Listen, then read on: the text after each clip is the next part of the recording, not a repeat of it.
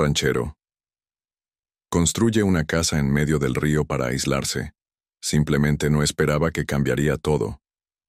Cuando decidí construir una casita en la isla del río Santiago, todos en el pueblo pensaron que estaba enloqueciendo. Don Elías se ha vuelto ermitaño, murmuraban. Tal vez tenían razón. A mis 52 años, viudo y con los hijos lejos en la ciudad, el rancho familiar se había convertido tanto en mi refugio como en mi prisión. Las tierras que heredé de mis abuelos, con sus hectáreas de maizales y el ganado pastando en las colinas, eran lo único que me mantenía atado a este mundo. Eso, y Lobo, mi inseparable compañero. Lobo no es un perro cualquiera, es un pastor ganadero de raza mestiza, con el pelaje gris oscuro y una mancha blanca que le cruza el pecho como un relámpago congelado. Lo encontré hace 7 años, un día que regresaba de Pátzcuaro, abandonado al borde del camino. Desde entonces, se convirtió en mi sombra, en mis ojos cuando la oscuridad cae sobre el rancho, en mis oídos cuando el viento trae susurros lejanos. Esa mañana de abril, mientras clavaba las últimas tablas del piso de la casita, Lobo se mantenía sentado en la orilla, observándome con esa mirada penetrante que parecía entender más que muchos humanos. El río fluía con fuerza después de las lluvias tempranas, haciendo que la pequeña isla natural donde construía pareciera un barco anclado en medio de la corriente. ¿Qué te parece, Lobo? No está mal para un viejo ranchero, ¿verdad? Le hablaba mientras martillaba. El perro ladeó la cabeza, como evaluando mi trabajo, y luego ladró una vez, en lo que interpreté como aprobación. La idea de la casa surgió después de una noche en que me quedé contemplando las estrellas desde la orilla. La luna se reflejaba en el agua, creando un puente de plata hasta la pequeña isla, y sentí que ese pedazo de tierra, ni de este lado ni del otro, era exactamente donde necesitaba estar, lejos del pueblo que ya no reconocía, donde las tradiciones se diluían entre antenas parabólicas y jóvenes que prefieren el reggaetón a los sones de mariachi. Lejos también de la soledad de mi casa grande, donde el silencio retumba en las noches recordándome a Rosario, mi esposa, fallecida hace 5 años. Terminé de clavar la última tabla y me incorporé, sintiendo el crujido de mi espalda. A pesar del dolor, había algo satisfactorio en construir algo con mis propias manos, como lo hacía mi abuelo.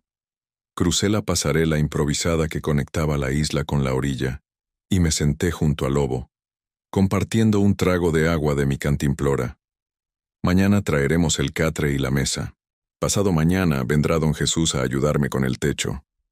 Le acaricié detrás de las orejas y él cerró los ojos, complacido. El rancho, el mezquite, como lo bautizó mi abuelo por el árbol centenario que domina la entrada, ha estado en nuestra familia por 4 generaciones.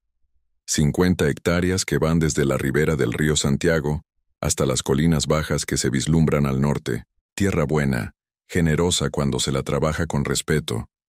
Mis hijos Gabriel y Luis crecieron aquí, corriendo entre los maizales, aprendiendo a ordeñar las vacas y a montar a caballo antes que a andar en bicicleta. Pero la ciudad los llamó, como llama a tantos jóvenes de por aquí, con sus promesas de estudios y oportunidades. No es para todos esta vida, papá, me dijo Gabriel la última vez que vino, en Navidad. Deberías vender y venirte a Morelia con nosotros. La sugerencia me dolió más que cualquier dolor físico que haya sentido. Vender. El mezquite sería como vender mi alma. Cada surco de esta tierra lleva el sudor de los Sánchez. Cada piedra tiene grabada una historia familiar. Regresamos al rancho cuando el sol comenzaba a ponerse. La casa principal, con sus paredes de adobe encaladas y su techo de teja rojiza, se erguía solitaria contra el atardecer. A lo lejos, el ganado regresaba por sí solo al corral, guiado por la costumbre y el instinto. Apenas 20 cabezas de ganado criollo, nada impresionante para los estándares actuales, pero suficientes para un hombre solo. Esa noche, después de cenar frijoles con queso y tortillas recién hechas por doña Juana, la mujer que viene 3 veces por semana a ayudarme con la casa, me senté en el portal a fumar un cigarrillo. Lobo, echado a mis pies, levantó repentinamente la cabeza y clavó su mirada en la dirección del río. Sus orejas se tensaron y un gruñido bajo vibró en su garganta.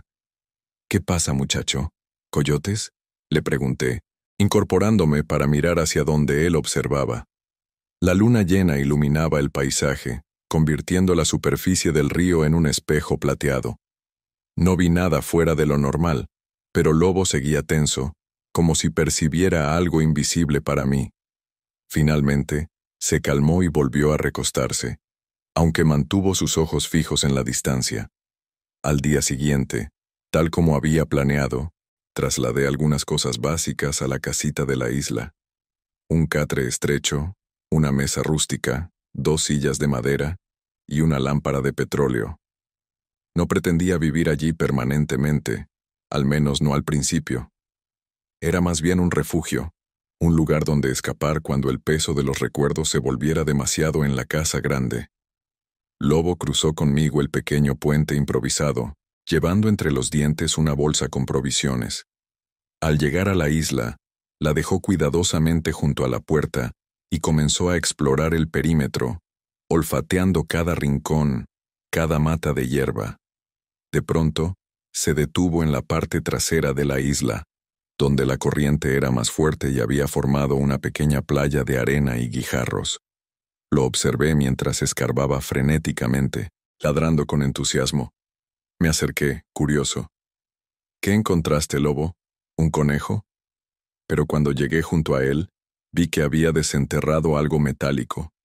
Me arrodillé y aparté más arena con las manos, descubriendo lo que parecía ser la esquina de un cofre o caja de metal, muy oxidada por el tiempo y la humedad. «Caramba, ¿qué tenemos aquí?». Con la ayuda del Lobo, que seguía escarbando con entusiasmo, logré desenterrar el objeto. Era un cofre de hierro, no muy grande, pero sorprendentemente pesado. La cerradura estaba tan oxidada que se desintegró cuando intenté manipularla. En la tapa, apenas visibles bajo la corrosión, había unos símbolos tallados que me resultaron vagamente familiares. Eran similares a los que mi abuelo dibujaba a veces en la tierra, cuando me contaba historias sobre los tiempos antiguos. Abrí el cofre con cierta dificultad. Dentro, envueltos en lo que parecía haber sido un paño ahora podrido por la humedad, encontré varios objetos. Un revólver antiguo, completamente inservible, algunas monedas verdes por el óxido que, al limpiarlas, revelaron ser pesos de plata de la época de la Revolución, un medallón con una imagen religiosa irreconocible, y lo más intrigante, un cuaderno con las páginas amarillentas y la tinta desvanecida, pero aún legible. «Mira lo que encontraste, Lobo», le dije, acariciando su cabeza. «Un verdadero tesoro». El perro parecía orgulloso, meneando la cola mientras yo examinaba cada objeto. Decidí llevar el cofre a la casa principal para poder estudiar el cuaderno con más detenimiento. Mientras cruzábamos de regreso, no pude evitar mirar sobre mi hombro hacia la isla, como si ésta hubiera guardado celosamente este secreto, esperando el momento adecuado para revelarlo. Esa noche, sentado a la mesa de la cocina con la lámpara de petróleo arrojando sombras danzantes sobre las paredes, comencé a hojear el cuaderno. Las primeras páginas estaban demasiado dañadas para leerlas, pero a medida que avanzaba, la escritura se volvía más clara. Era un diario, escrito por alguien llamado Miguel Sánchez. El apellido me sobresaltó. Sánchez, como yo. ¿Sería posible que este Miguel fuera mi antepasado? Marzo 15, 1915, leía una entrada. Hemos tenido que esconder las armas y el dinero. Madero ha caído, y ahora los federales buscan a cualquiera que haya simpatizado con la causa. Sospechan de todos, especialmente de aquellos que poseemos tierras que Díaz no nos otorgó. El río es nuestro aliado. Lo que esconde en sus entrañas solo lo revela a quien sabe escucharlo. Sentí un escalofrío recorrer mi espalda. Mi abuelo me había contado historias sobre la revolución, sobre cómo nuestra familia había apoyado a los maderistas y luego a los zapatistas en su lucha por la tierra y la libertad. Pero nunca mencionó nada sobre tesoros escondidos o armas enterradas. Seguí leyendo hasta que mis ojos no pudieron más con la tinta desvanecida. Las entradas saltaban en el tiempo, algunas fechadas en 1916, otras en 1917, narrando la vida en el rancho durante esos años turbulentos. Miguel mencionaba repetidamente el lugar seguro y la Guardia de Santiago, referencias que no lograba descifrar completamente. Lobo, que había permanecido a mis pies todo ese tiempo, de repente se levantó y se dirigió a la puerta, gruñendo. «¿Qué pasa, muchacho?» Me levanté y abrí la puerta, esperando ver algún animal nocturno. En cambio, distinguí una figura humana alejándose apresuradamente por el camino que lleva al pueblo. La luz de la luna reveló brevemente el rostro de don Román Aguirre, mi vecino del rancho colindante, La Esperanza. Cerré la puerta intrigado.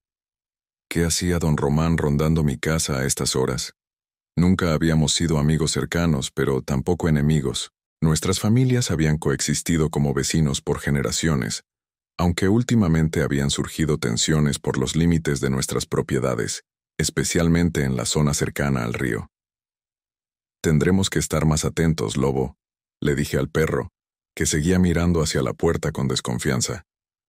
Esa noche dormí intranquilo, soñando con revolucionarios a caballo, cofres enterrados y ríos que susurraban secretos. Me desperté antes del amanecer, con la firme decisión de visitar la iglesia del pueblo. Si alguien podía ayudarme a entender lo que había encontrado, era el padre Mateo, quien además de ser el párroco, era un aficionado a la historia local. Después de atender los quehaceres más urgentes del rancho, alimentar al ganado, revisar a una vaca preñada que estaba por parir y dar instrucciones a Joaquín, el joven que me ayuda con las labores más pesadas, me encaminé hacia San Miguel del Río, el pequeño pueblo a unos 3 kilómetros del rancho. Lobo trotaba a mi lado, como siempre. La iglesia de San Miguel se alzaba en el centro del pueblo, con su fachada de cantera rosa y su torre que parecía señalar el cielo con un dedo acusador. El padre Mateo estaba en el atrio, barriendo hojas secas con una escoba de ramas. «Don Elías, qué sorpresa verlo por aquí entre semana». Me saludó con una sonrisa genuina. El padre Mateo era un hombre de unos 60 años, de rostro bondadoso y ojos vivaces detrás de sus gafas redondas. «Buenos días, padre. Vengo a consultarle algo si tiene tiempo». «Claro, pase a la sacristía. Estaba por prepararme un café». Dejé al Lobo en el atrio, con la promesa de no tardar mucho. El perro se echó obedientemente, pero mantuvo sus ojos alertas, como si supiera que nuestra visita no era casual. En la pequeña sacristía, le conté al padre Mateo sobre el hallazgo en la isla, y le mostré algunas páginas del diario que había traído conmigo. Mientras leía, su expresión pasaba de la curiosidad al asombro. «Don Elías, esto es fascinante. Miguel Sánchez». «Sí, debe ser su bisabuelo. Fue un personaje importante durante la revolución en esta región. Apoyó a las tropas zapatistas, proporcionándoles refugio y provisiones. La leyenda dice que también guardaba armas y dinero para la causa. Pero ¿por qué enterraría un cofre en la isla? ¿Y qué significa la Guardia de Santiago?» El padre Mateo se ajustó las gafas pensativo. El río Santiago ha cambiado su curso varias veces a lo largo de los años. Lo que hoy es una isla, quizás antes era parte de la tierra firme. En cuanto a la Guardia de Santiago, podría referirse a algún punto de vigilancia o tal vez. Se interrumpió, como recordando algo. «Espere un momento». Se levantó y se dirigió a un viejo archivador de madera. Después de rebuscar un rato, extrajo un rollo de papel amarillento. «Este es un mapa de la parroquia y sus alrededores dibujado en 1890. Muestra las haciendas y ranchos de la época». Desplegó el mapa sobre la mesa. Era un dibujo detallado de la región, con nombres y límites de propiedades cuidadosamente marcados. El río aparecía como una línea sinuosa que atravesaba todo el territorio, y allí, en una curva del río, había un pequeño símbolo que parecía una cruz, con las palabras Guardia de Santiago escritas junto a él. «Mire», señaló el padre, «está justo en lo que hoy sería su rancho, cerca de donde ha construido su casita». Sentí un hormigueo de emoción. «¿Qué representa exactamente?». Por la ubicación, diría que era una especie de ermita o punto de referencia. Durante la colonia, los españoles solían construir pequeñas capillas dedicadas a Santiago en lugares estratégicos, generalmente para proteger caminos o cruces de ríos. Con el tiempo, muchas desaparecieron o fueron abandonadas. Observé el mapa con atención, tratando de superponer mentalmente la geografía actual sobre este dibujo de hace más de un siglo. Si mis cálculos eran correctos, la Guardia de Santiago estaría ubicada no exactamente en la isla, sino un poco más allá, en lo que ahora es la orilla opuesta del río. ¿Puedo tomar una foto de este mapa con mi celular, padre? Por supuesto. También tengo algunos libros sobre la historia de la región durante la Revolución, si le interesa consultarlos. Después de fotografiar el mapa y anotar algunas referencias que me dio el padre Mateo, me despedí prometiendo volver pronto para revisar esos libros. Al salir de la iglesia, me encontré con doña Margarita Vega, una anciana de más de 90 años que había sido amiga cercana de mi abuela. Elías, muchacho, qué bueno verte. Me saludó con esa familiaridad que solo se permiten los muy ancianos o los muy queridos. En su caso, era ambas cosas. Doña Margarita, ¿cómo está usted? Aquí, hijo, espantando a la muerte con puro coraje. Río con una risa cascada que se transformó en tos. Cuando se recuperó, miró al lobo y luego a mí, con esos ojos pequeños pero penetrantes. ¿Qué te trae por la iglesia en día de semana? ¿Algún pecado grande que confesar? Sonreí. Doña Margarita siempre había tenido ese humor directo y pícaro. Solo consultando algunos documentos antiguos con el padre. ¿Documentos antiguos? Ah, seguro tienen que ver con esa casita que estás construyendo en el río. Todo el pueblo habla de eso, dicen que te has vuelto medio ermitaño. No haga caso de chismes, doña Margarita. Solo quiero un lugar tranquilo para pescar y pensar. Me miró como si pudiera ver a través de mí. ¿Has estado cavando en la isla? La pregunta me sorprendió. ¿Cómo lo sabe? Los viejos sabemos cosas, Elías. Se acercó más y bajó la voz. Tu abuelo José me contó una vez, cuando éramos jóvenes, que su padre había escondido algo importante en el río, algo que podía salvar al rancho en tiempos difíciles. Un tesoro que solo se revelará cuando la familia lo necesite, decía. Sentí que el corazón me daba un vuelco. ¿Un tesoro? ¿Qué clase de tesoro? No lo sé con certeza, pero mencionó armas, dinero y documentos. Documentos muy importantes. Doña Margarita hizo una pausa como recordando. También dijo algo sobre la Guardia del Santo. ¿La Guardia de Santiago? Eso mismo. Decía que era un lugar sagrado, que había protegido a la familia durante generaciones y que seguiría haciéndolo. Esta coincidencia me dejó aturdido. Primero el diario, luego el mapa, y ahora doña Margarita confirmando la historia. Definitivamente había algo importante enterrado en mi propiedad. Algo más que el viejo cofre que Lobo había desenterrado. Doña Margarita, ¿recuerda algo más sobre esto? ¿Algún detalle sobre dónde podría estar exactamente? La anciana cerró los ojos, esforzándose por recordar. José mencionó una cueva, o tal vez era una construcción, algo sobre piedras apiladas de cierta manera, y dijo que solo se podía encontrar cuando el río estaba en cierto nivel, ni muy alto ni muy bajo. Agradecí a doña Margarita por la información, y le prometí visitarla pronto para conversar más tranquilamente.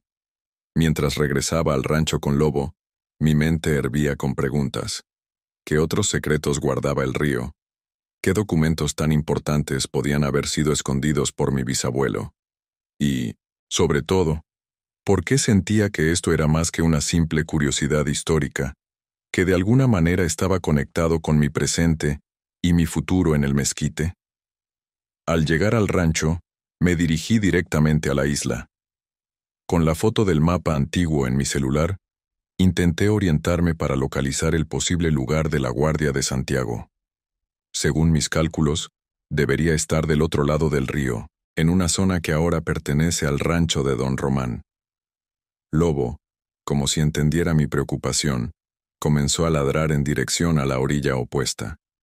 Siguiendo su instinto, crucé nuevamente a la tierra firme y caminé río arriba por mi propiedad, buscando el punto donde podría cruzar más fácilmente. El río no era muy ancho en esa parte, pero la corriente era traicionera. Encontré un lugar donde unas rocas formaban una especie de paso natural y, con precaución, conseguí cruzar al otro lado, con Lobo nadando a mi lado. Ya en la orilla opuesta, nos adentramos en el terreno, que estaba bastante descuidado, con maleza alta y algunos arbustos espinosos. Avanzamos unos 200 metros siguiendo aproximadamente la ubicación que marcaba el mapa antiguo. Lobo iba delante, olfateando el terreno con interés creciente. De pronto, se detuvo y comenzó a ladrar frente a una formación rocosa cubierta casi completamente por la vegetación. Me acerqué y comencé a apartar las ramas y enredaderas. Bajo toda esa maleza, descubrí lo que parecían ser los restos de una pequeña estructura de piedra. Había un hueco, como la entrada a una cueva o un pasaje subterráneo, parcialmente bloqueado por rocas caídas y tierra. ¿Será esto Lobo? ¿La guardia de Santiago? Le pregunté al perro, que seguía ladrando excitado. Intenté mover algunas piedras para ver mejor el interior, pero estaban firmemente incrustadas. Necesitaría herramientas para despejar la entrada adecuadamente. Además, estaba en propiedad de don Román, y aunque la frontera exacta entre nuestras tierras siempre había sido un poco difusa en esta zona, no quería arriesgarme a un conflicto innecesario. Decidí regresar a casa y planificar cuidadosamente mi próximo movimiento. Pero antes, saqué algunas fotos de la estructura con mi celular, para poder estudiarlas con calma. Esa noche, mientras revisaba las fotos, escuché el ruido de un vehículo acercándose al rancho. Me asomé por la ventana y vi la camioneta de don Román estacionándose frente a mi casa. Lobo comenzó a gruñir. «Tranquilo, muchacho. Vamos a ver qué quiere nuestro vecino». Don Román Aguirre era un hombre corpulento de unos 60 años, con un bigote espeso y entrecano que le daba un aire de autoridad. Había heredado la esperanza de su padre, quien a su vez la había comprado a los descendientes de una antigua hacienda que se fraccionó después de la Revolución. «Buenas noches, Elías», me saludó secamente cuando abrí la puerta. «¿Puedo pasar?» «Adelante, don Román. ¿Qué lo trae por aquí tan tarde?» Entró a la casa sin esperar mayor invitación, mirando alrededor como si estuviera evaluando cada objeto. Lobo se mantuvo cerca de mí, observando al visitante con desconfianza. «Vine a hablar de límites, Elías. Específicamente, de los límites entre nuestras propiedades. ¿Qué hay con ellos? Han estado claros por generaciones». «¿Claros? No lo creo». Sacó un papel doblado de su chaqueta y lo extendió sobre la mesa. «Este es un plano catastral actualizado. Según esto, parte de lo que llamas tu rancho, incluyendo un buen tramo del río y esa islita donde has estado jugando al Robinson Crusoe, en realidad pertenece a la Esperanza». Examiné el documento con incredulidad. Era un plano oficial con sellos y firmas, pero los límites marcados no correspondían en absoluto con lo que siempre había conocido como las fronteras de El Mezquite. «Esto es un error, don Román. Mi familia ha poseído esas tierras desde antes de la Revolución. Tengo escrituras que lo prueban». «¿Escrituras? ¿De hace cuánto?» «Las cosas cambian, Elías. Los ríos cambian su curso. Los documentos se actualizan». Se inclinó sobre la mesa, con una expresión que intentaba ser amistosa pero resultaba amenazante. «Mira, no quiero problemas. Estoy dispuesto a ser razonable. Podríamos llegar a un acuerdo». «¿Qué tipo de acuerdo?», pregunté, sintiendo una creciente indignación. «Vende, Elías. Véndeme el mezquite. Te daré un buen precio, mejor que el mercado. Tus hijos están en la ciudad, no les interesa el rancho. ¿Para qué aferrarse a una propiedad que pronto se quedará sin dueño?». La sugerencia me golpeó como una bofetada. ¿Vender el mezquite? ¿Entregar la tierra que mis ancestros habían trabajado con tanto esfuerzo? Nunca. No está en venta, don Román. Ni ahora ni nunca. Piénsalo bien, Elías. Las cosas podrían complicarse. Hay planes para esta zona, desarrollos, inversionistas interesados. El progreso llega, quieras o no. Si es todo lo que tenía que decir, le agradecería que se marchara. Es tarde y mañana hay mucho trabajo. Don Román recogió su plano con un movimiento brusco. Volveremos a hablar, Elías. Mientras tanto, te sugiero que no sigas construyendo en esa isla, ni merodees por mi propiedad. Podría considerarse invasión. Después de que se marchó, me quedé contemplando el fuego moribundo en la estufa de leña. ¿Cómo había conseguido don Román ese plano alterado? ¿Y por qué tanto interés repentino en mi tierra? Lobo se acercó y apoyó su cabeza en mi rodilla, como ofreciendo consuelo. Le acaricié distraídamente, mientras mi mente trabajaba frenéticamente. La visita de don Román, justo después de mi descubrimiento en la orilla opuesta del río, no podía ser coincidencia. Debió haberme visto explorando la zona. Quizás incluso sabía lo que buscaba. Los documentos que mencionó doña Margarita. ¿Podrían ser títulos de propiedad? ¿Mapas originales que demostraran los verdaderos límites de El Mezquite? Si mi bisabuelo Miguel había escondido algo tan importante como para salvar al rancho en tiempos difíciles, bien podría ser evidencia legal de nuestros derechos sobre la tierra. Decidí que necesitaba actuar rápido. Mañana mismo regresaría a la estructura de piedra, esta vez con herramientas adecuadas, y descubriría qué secretos guardaba la Guardia de Santiago. El amanecer me encontró ya despierto, preparando una mochila con linterna, cuerdas, una pala pequeña y algunas herramientas. También incluí agua, algo de comida, y el diario de mi bisabuelo por si encontraba alguna pista adicional en sus páginas. Hoy vamos a resolver este misterio, Lobo, le dije mientras le servía su desayuno. El perro movió la cola, como si entendiera perfectamente la importancia de nuestra misión. Decidí no cruzar directamente frente a mi casa, para evitar ser visto desde La Esperanza. En su lugar, caminamos río abajo por un par de kilómetros, hasta llegar a un punto donde el río formaba una curva pronunciada, y la vegetación era más densa. Allí cruzamos, ayudados por un tronco caído que formaba un puente natural. Una vez en la otra orilla, avanzamos con cautela a través del bosque, manteniéndonos alejados de los caminos y zonas despejadas donde podríamos ser vistos. Lobo iba delante, aparentemente seguro de la dirección a seguir, como si recordara perfectamente el camino del día anterior. Después de casi una hora de caminata, llegamos a la formación rocosa. A la luz de la mañana, pude apreciar mejor los detalles. No era simplemente un montón de piedras, sino los restos de una estructura construida intencionalmente. Había piedras talladas y colocadas con precisión, formando lo que parecía haber sido un pequeño santuario o ermita. Comencé a despejar la entrada, quitando tierra, piedras sueltas y vegetación. Lobo me ayudaba a su manera, escarbando con sus patas y apartando ramas con el hocico. Después de casi una hora de trabajo, logré abrir un espacio suficiente para pasar. Encendí la linterna y me aventuré al interior. El espacio era reducido, apenas unos 2 metros cuadrados, con techo abovedado que milagrosamente seguía en pie a pesar del tiempo transcurrido. Las paredes tenían restos de lo que alguna vez fueron pinturas o frescos, ahora apenas distinguibles bajo la pátina de humedad y abandono. En el centro había una pequeña mesa de piedra como un altar, y sobre ella, los restos podridos de lo que parecía haber sido una imagen religiosa. Pero lo que llamó mi atención fue el suelo. Una de las losas de piedra parecía ligeramente desalineada con respecto a las demás. «Mira esto, Lobo», dije, aunque el perro se había quedado en la entrada, reacio a entrar en el espacio confinado. Con cierta dificultad, logré mover la losa. Debajo, tal como esperaba, había un hueco.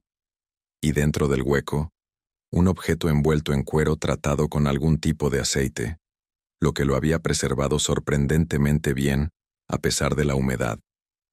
Con manos temblorosas, saqué el paquete y lo desenvolví cuidadosamente. Era un tubo de metal, sellado en ambos extremos.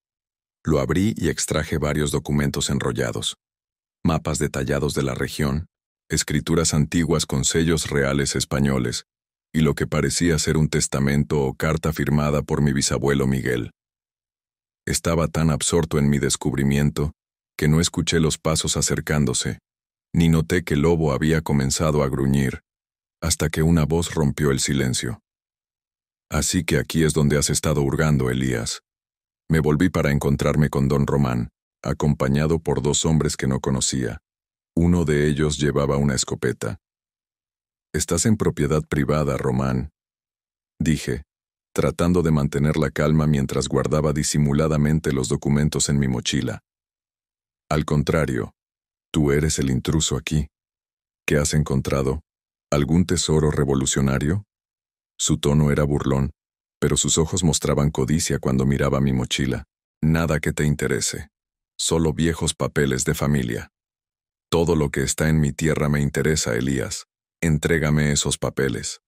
Lobo se interpuso entre nosotros, mostrando los dientes y gruñendo de forma amenazadora. Los dos hombres que acompañaban a don Román dieron un paso atrás, pero él se mantuvo firme. «Controla a tu perro o mis hombres lo controlarán por ti». La tensión era palpable. Sabía que estaba en desventaja numérica y que uno de ellos estaba armado, pero también sabía que lo que había encontrado podría ser crucial para defender mi propiedad. «Déjame pasar, Román. Estos documentos pertenecen a mi familia y demostrarán que tus nuevos planos son un fraude». «¿Fraude? ¿Te atreves a acusarme de fraude?» Don Román se puso rojo de ira. «Ustedes, los Sánchez, siempre se han creído dueños de más tierra de la que les corresponde. Esa isla y buena parte de lo que llamas tu rancho han sido propiedad de los Aguirre desde hace generaciones. Eso no es cierto, y lo sabes bien.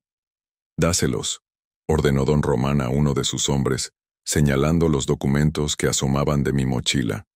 El hombre dio un paso adelante, pero Lobo saltó, bloqueándole el paso con un ladrido feroz.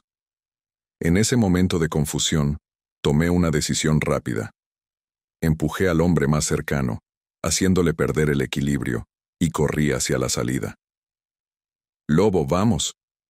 El perro me siguió de inmediato, y juntos nos adentramos en el bosque a toda velocidad.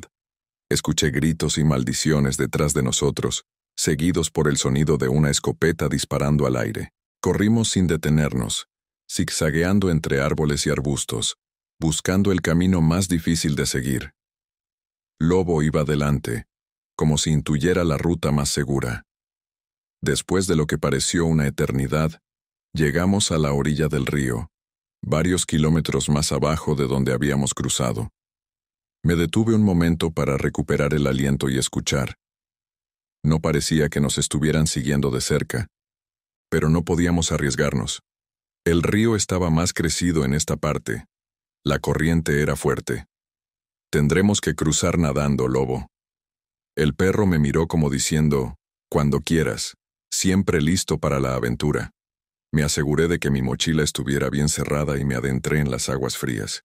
Lobo se lanzó a mi lado nadando con poderosas brazadas. La corriente nos arrastró bastante río abajo, pero finalmente logramos alcanzar la otra orilla, empapados pero a salvo. Sin perder tiempo, nos dirigimos al rancho, tomando precauciones para no ser vistos desde el camino principal. Cuando finalmente llegamos a la casa, cerré todas las puertas y ventanas y me senté en la mesa de la cocina para examinar con calma lo que había recuperado. Los mapas mostraban claramente los límites originales del mezquite, incluyendo toda la zona del río y más allá, hasta donde ahora se extendía la Esperanza.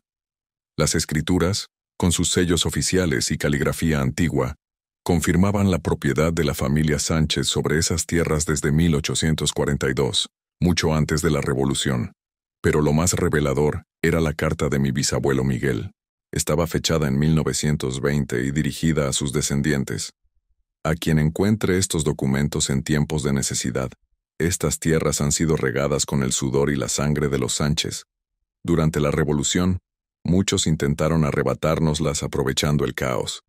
Los Aguirre, en particular, reclamaron como suyo lo que nunca les perteneció. Escondo estos papeles en la Guardia de Santiago, lugar sagrado que protegió a nuestra familia durante generaciones. Aquí permanecerán hasta que sean necesarios para defender lo que es nuestro por derecho.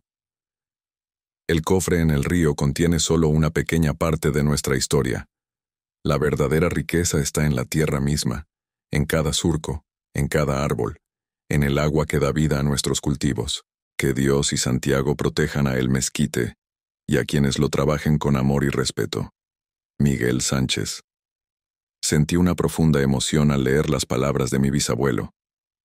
Era como si me hablara directamente a través del tiempo, como si hubiera previsto exactamente la situación en la que me encontraba ahora.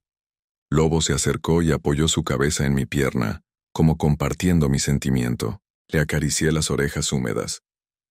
Gracias, muchacho. Sin ti, nunca habríamos encontrado esto. Esa misma tarde, me dirigí al pueblo para hablar con el licenciado Mendoza, el único abogado de San Miguel del Río. Le mostré los documentos y le expliqué la situación. Estos son documentos muy valiosos, don Elías, me dijo después de examinarlos cuidadosamente. Títulos de propiedad originales con sellos reales, mapas catastrales oficiales de la época. Con esto, podemos impugnar fácilmente cualquier plano nuevo que don Román haya conseguido. ¿Cree que haya falsificado documentos para reclamar mi tierra? No sería la primera vez que ocurre algo así. Hay intereses fuertes en esta zona. Se rumorea que quieren construir una presa río arriba, lo que haría que las propiedades con acceso al agua aumentaran considerablemente de valor. Eso explicaba el repentino interés de don Román en mi rancho, especialmente en la parte del río. No era solo una vieja disputa de límites, era codicia pura y simple. ¿Qué debemos hacer ahora? Primero, voy a presentar estos documentos ante el registro agrario y solicitar una revisión oficial de los límites. También presentaremos una denuncia por posible falsificación de documentos públicos contra don Román. Mientras tanto, le sugiero que tenga cuidado. Román Aguirre no es hombre que se rinda fácilmente. Regresé al rancho con una mezcla de alivio y preocupación. Tenía las pruebas necesarias para defender mi propiedad, pero también me había ganado un enemigo peligroso. Decidí que lo mejor sería pasar la noche en la casita de la isla. Si don Román intentaba algo, sería más difícil sorprenderme allí que en la casa principal.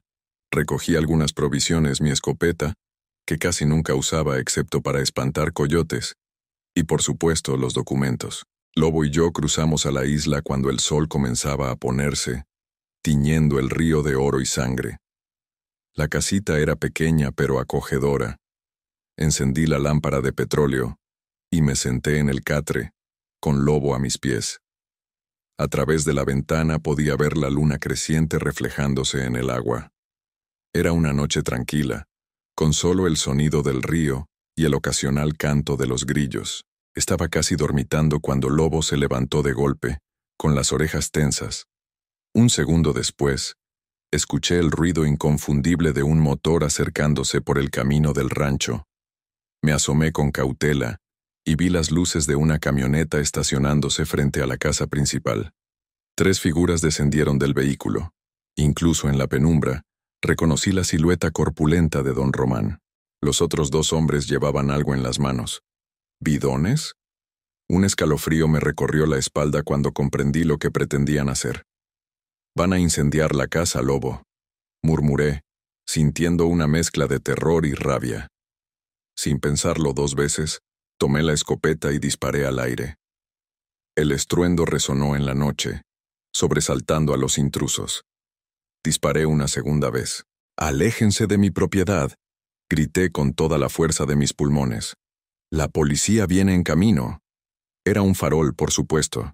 El pueblo más cercano con policía estaba a media hora, y ni siquiera había podido llamarlos. Pero funcionó. Los 3 hombres corrieron de vuelta a la camioneta y se alejaron a toda velocidad.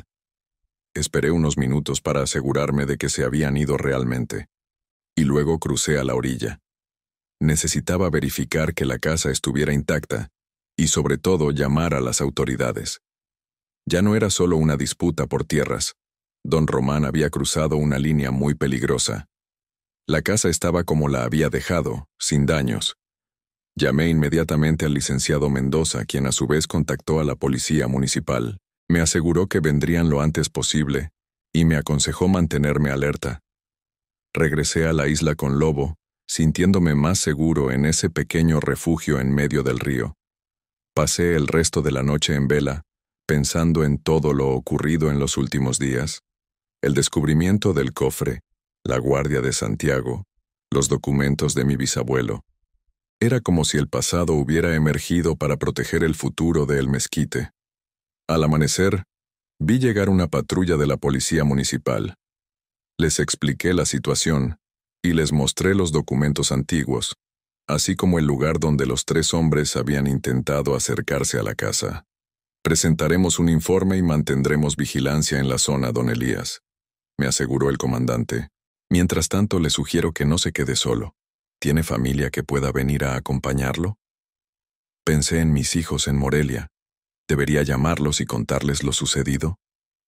Decidí que sí. Esta ya no era solo mi lucha.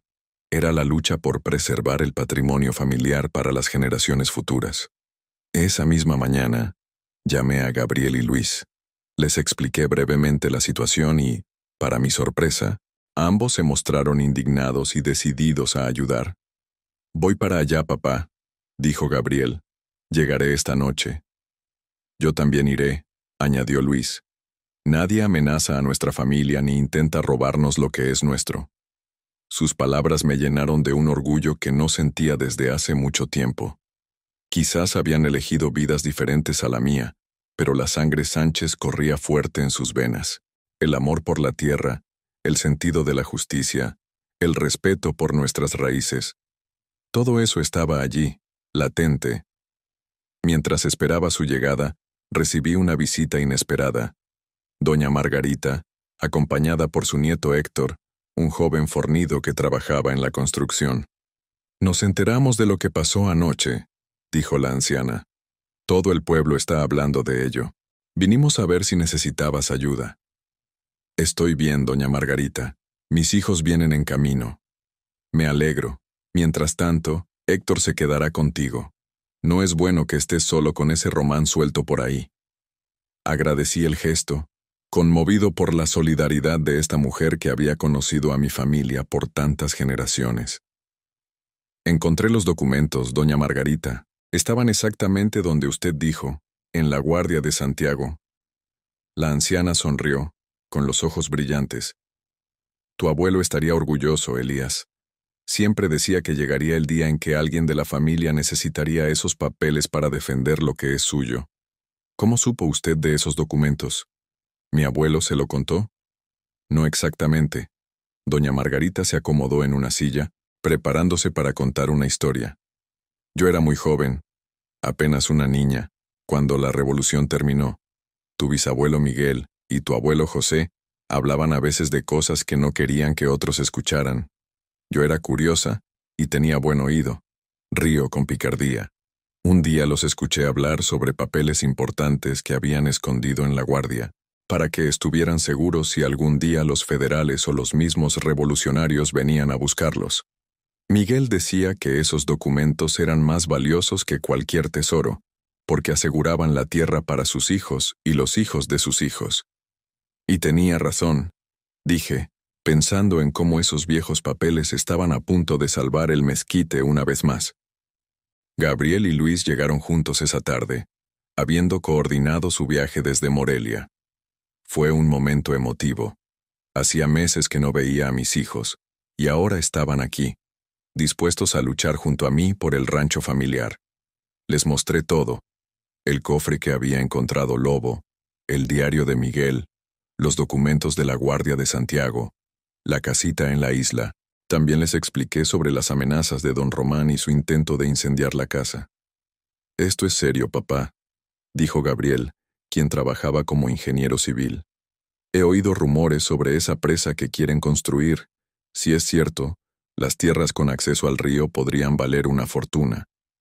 No se trata solo del dinero», añadió Luis, el menor, que estudiaba Derecho.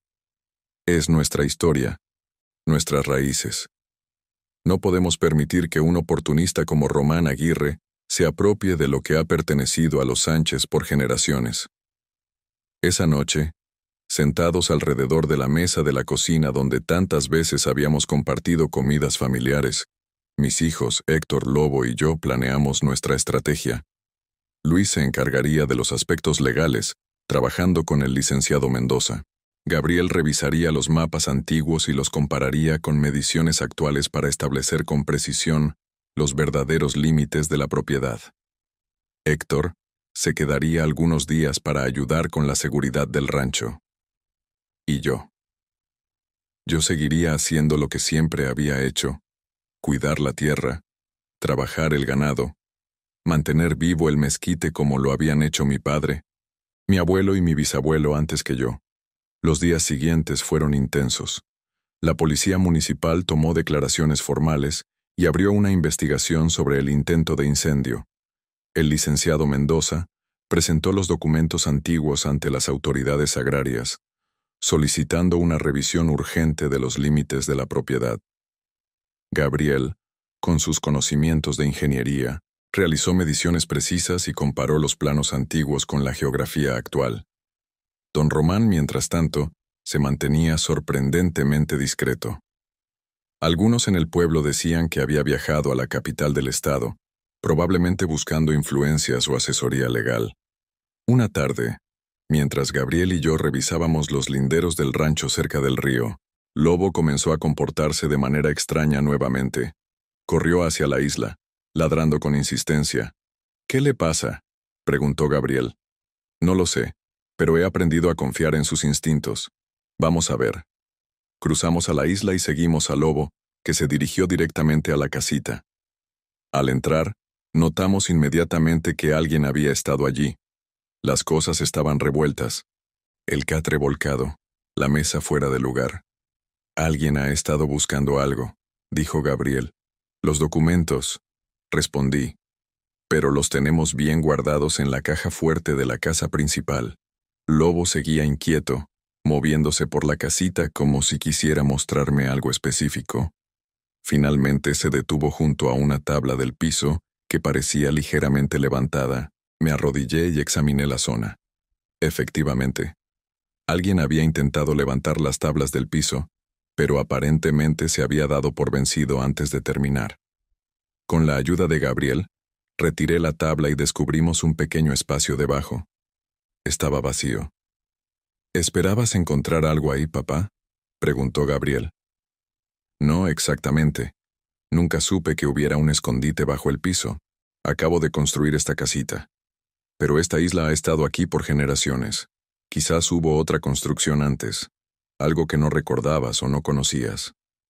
La idea me hizo reflexionar. ¿Habría sido esta isla un lugar importante para mis antepasados?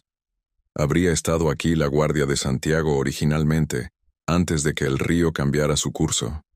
Decidimos investigar más a fondo. Levantamos todas las tablas del piso, lo que no fue difícil dado el tamaño reducido de la casita.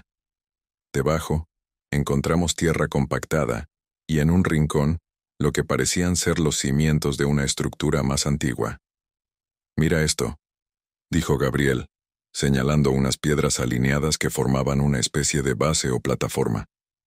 «Parece que hubo algo construido aquí mucho antes que tu casita». «La Guardia de Santiago», murmuré, sintiendo un escalofrío de reconocimiento. No estaba del otro lado del río como pensábamos.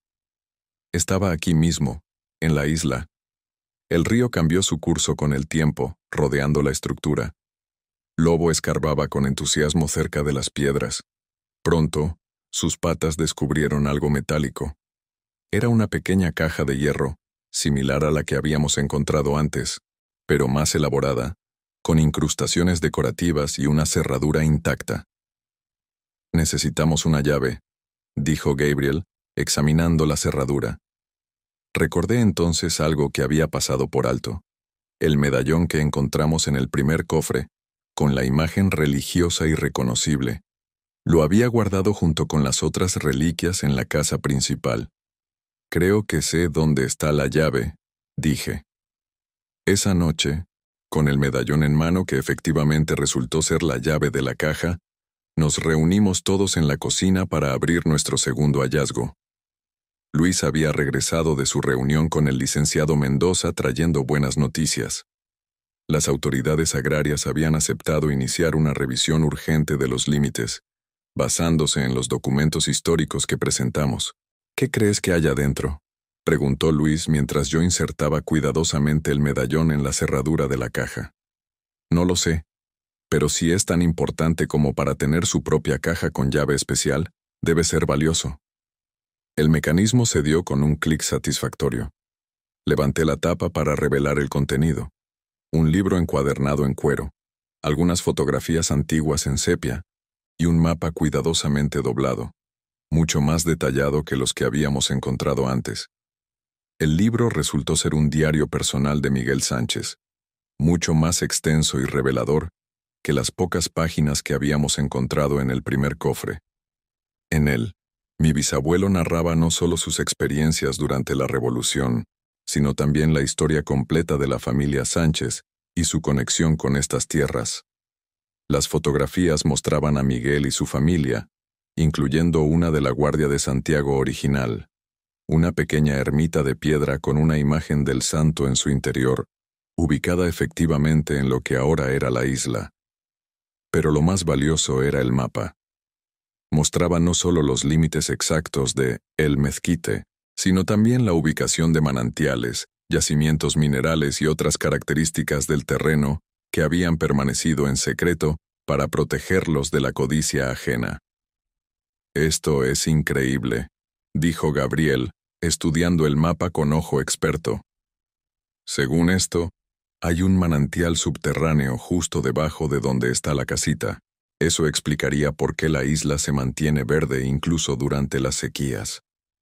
«Y miren esto», añadió Luis, señalando unas anotaciones en el margen del mapa. «Dice que el curso del río Santiago ha cambiado varias veces a lo largo de los siglos, pero que los límites originales de la propiedad Sánchez se establecieron tomando en cuenta estos cambios naturales. El documento especifica que independientemente de por dónde corra el agua, la tierra es de los Sánchez hasta el Cerro del Norte y el Camino Real al sur. Eso invalidaría cualquier reclamo basado en el curso actual del río», dije, sintiendo que por fin teníamos todas las piezas del rompecabezas. Lobo, que había estado echado tranquilamente a mis pies, de pronto levantó la cabeza y gruñó. Un segundo después, escuchamos el ruido de vehículos acercándose al rancho.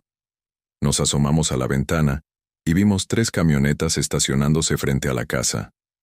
De la primera bajó don Román, acompañado por 2 hombres que parecían ser abogados o funcionarios, a juzgar por sus trajes. De las otras descendieron varios trabajadores de la Esperanza, algunos portando machetes. «¿Qué pretenden?», murmuró Luis. «Nada bueno», respondí tomando mi escopeta. «Gabriel, llama a la policía. Luis, recoge todos los documentos y guárdalos. Héctor, ven conmigo». Salimos al portal, con Lobo a mi lado, tenso y alerta. Don Román avanzó con paso decidido, seguido por su comitiva. «Buenas noches, Elías. Veo que tienes visitas». Su tono era falsamente cordial. «Estos señores son del departamento agrario. Vienen a ejecutar una orden de deslinde. Según los nuevos planos oficiales, aproximadamente 1/3 de lo que llamas tu rancho, incluyendo toda la zona del río, pertenece legalmente a La Esperanza».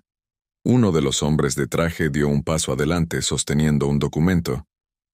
«Don Elías Sánchez, tengo aquí una orden oficial para proceder al deslinde y amojonamiento de los predios, conforme al plano catastral actualizado». «Esos planos son fraudulentos», respondí con firmeza. «Y ustedes lo saben bien. Tenemos documentos originales que prueban los verdaderos límites de El Mezquite, documentos que ya han sido presentados ante las autoridades agrarias para su revisión. Lamentablemente, esa revisión puede tomar meses», intervino don Román con una sonrisa satisfecha. «Mientras tanto, la orden de deslinde es válida y ejecutable». En ese momento, Gabriel salió de la casa. «La policía viene en camino», anunció, «y también el licenciado Mendoza». No necesitamos a la policía para un simple procedimiento administrativo, dijo uno de los hombres de traje, visiblemente incómodo. Solo estamos aquí para marcar los nuevos linderos. Con machetes, pregunté, señalando a los trabajadores armados. ¿A esta hora de la noche? Esto no es un procedimiento legal, es un intento de intimidación, y todos aquí lo sabemos. Don Román dio un paso hacia mí, perdiendo la compostura. Escúchame bien, Elías. Puedes presentar todos los papeles viejos que quieras, pero yo tengo conexiones en el gobierno estatal. Esta tierra será mía, por las buenas o por las malas. La presa se construirá, y cuando eso suceda, quien controle el acceso al agua, controlará toda la región. Así que de eso se trata todo esto, dije. No es una disputa por unos linderos, es un plan para apoderarte de los recursos naturales de toda la zona. Llámalo como quieras. Los tiempos cambian, Elías. El futuro es para quienes saben adaptarse, no para viejos rancheros aferrados a tradiciones muertas. Lobo gruñía cada vez más fuerte, sintiendo la tensión creciente. Los trabajadores con machetes comenzaron a avanzar lentamente, rodeando la casa. Justo cuando la situación parecía a punto de estallar en violencia, escuchamos sirenas acercándose. 2 patrullas de la policía municipal aparecieron en el camino, seguidas por el coche del licenciado Mendoza. Don Román maldijo por lo bajo. El comandante de la policía, el mismo que había tomado mi denuncia días antes, se acercó con expresión seria. ¿Qué sucede aquí, don Elías? Estos hombres afirman tener una orden de deslinde y pretenden ejecutarla a esta hora, con trabajadores armados con machetes. El licenciado Mendoza examinó rápidamente el documento que sostenía el supuesto funcionario agrario. Esta orden es irregular, declaró. No tiene el sello oficial completo, y la firma del delegado no corresponde con la actual. Además, existe un proceso de revisión de límites en curso, lo que suspende cualquier acción de deslinde hasta que se resuelva. Eso es una tecnicidad legal, protestó don Román. La orden es válida y debe ejecutarse inmediatamente. No en estas circunstancias, intervino el comandante. Se han presentado denuncias graves contra usted, don Román, incluyendo intento de incendio y falsificación de documentos públicos. Le sugiero que se retire pacíficamente mientras aclaramos esta situación. Don Román miró a su alrededor evaluando la situación. Los policías, el abogado, mis hijos, Héctor. Estaba en clara desventaja. Con un gesto de rabia apenas contenida, hizo una seña a sus hombres para retirarse. Esto no ha terminado, Elías, me amenazó antes de subir a su camioneta. Nadie se interpone en mis planes.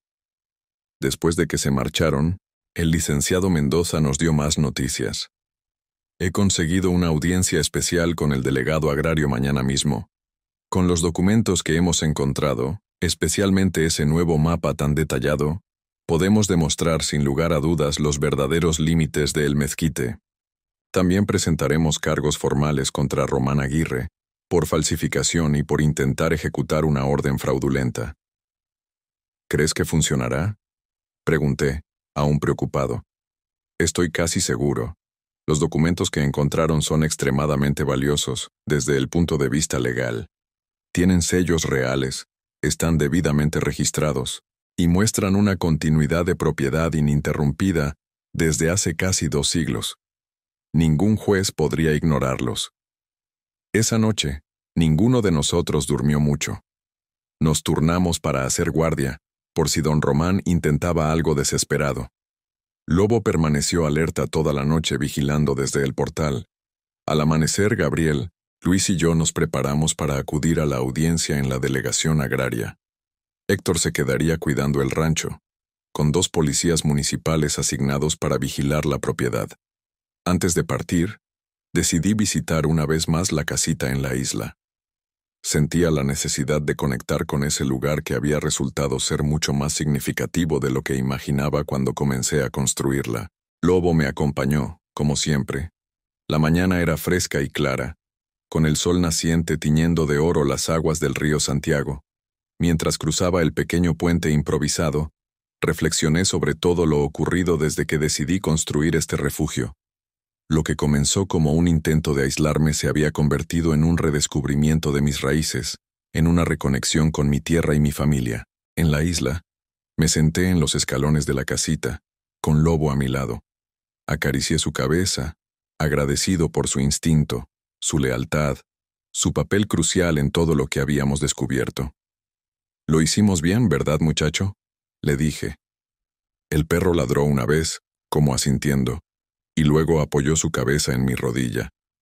Miré alrededor, imaginando a mi bisabuelo Miguel en este mismo lugar, quizás contemplando el mismo río, enfrentando sus propios desafíos para proteger el mezquite. Pensé en mi abuelo José, en mi padre, en todos los Sánchez que habían trabajado esta tierra con amor y respeto. Y pensé en mis hijos, Gabriel y Luis, que aunque habían elegido caminos diferentes, ahora estaban aquí, luchando junto a mí por preservar nuestro legado. La casa en la isla, que inicialmente concebí como un símbolo de mi aislamiento, se había transformado en un puente entre el pasado y el futuro, en un lugar donde los secretos familiares se revelaban para proteger lo que es verdaderamente importante. «Vamos, Lobo», dije finalmente levantándome. «Tenemos una audiencia que ganar y un rancho que proteger. Por nosotros, por nuestros ancestros, y por los que vendrán después». Mientras caminábamos de regreso a la casa principal, donde Gabriel y Luis nos esperaban, sentí una paz y una determinación que no había experimentado en mucho tiempo. El mezquite seguiría siendo de los Sánchez, como debía ser. Y yo, Elías Sánchez, ranchero de Michoacán, seguiría trabajando esta tierra junto a mi fiel Lobo, honrando el legado de mis antepasados y preparando el camino para las generaciones futuras. El río Santiago seguiría fluyendo, cambiando su curso a veces, pero siempre conectando a nuestra familia con la tierra que amamos. Y la isla, con su casita y sus secretos, permanecería como testimonio de que algunas cosas, las verdaderamente valiosas, pueden perderse temporalmente, pero nunca desaparecer por completo.